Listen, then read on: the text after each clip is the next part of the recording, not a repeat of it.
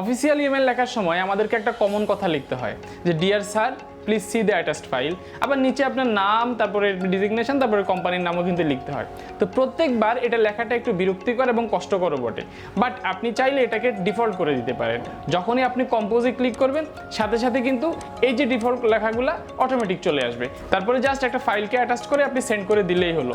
কিভাবে সেটা করবেন সেটাই এখন দেখাচ্ছি। এর জন্য ইমেলে আসার পরে আপনি চলে যাবেন এই যে সেটিংস একটা অপশন দেখছেন সেখানে, দেন সেখান থেকে সি অল সেটিংসে চলে যাবেন। তারপর একটু নিচে আসবে, এই যে এখানে সিগনেচার নামক একটা অপশন পাবেন, এখানে যে ক্রিয়েট নিউতে ক্লিক করবেন। তারপরে সিগনেচার আপনার নামটা লেখেন, আপনি আপনার নামটা লিখবেন, দেন ক্রিয়েটে ক্লিক করেন।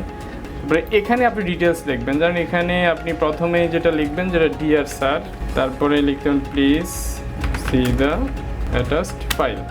তারপরে কয়েকটা এন্টার দিবেন, একেবারে কয়েকটা এন্টার দিয়ে তারপরে এখানে আপনার ডিটেলসটা লিখবেন। দেন আপনি একটু আবার এরপরে নিচে যে অপশনটা দেখতে পাচ্ছেন সিগনেচার ডিফল্ট, এখানে গিয়ে নো সিগনেচারের জায়গায় এই যে সৈয়দ জহিরটা দিয়ে দিবেন, আপনি আপনারটা দিয়ে দিবেন।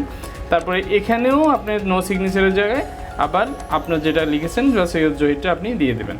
তারপরে এখানে এসে যে সেভ চেঞ্জে ক্লিক করবেন। দেন এরপরে আপনি যখনই কম্পোজে ক্লিক করবেন এখানে দেখুন সরাসরি কিন্তু চলে আসছে যে dear sir please see the attached file, নিচে আপনার নাম, তারপরে হলো ডেজিগনেশন, তারপরে হলো যে আপনার কোম্পানির নাম। তো একটা ভালো জিনিস তো শিখলেন, এবার একটু ফলো করেন।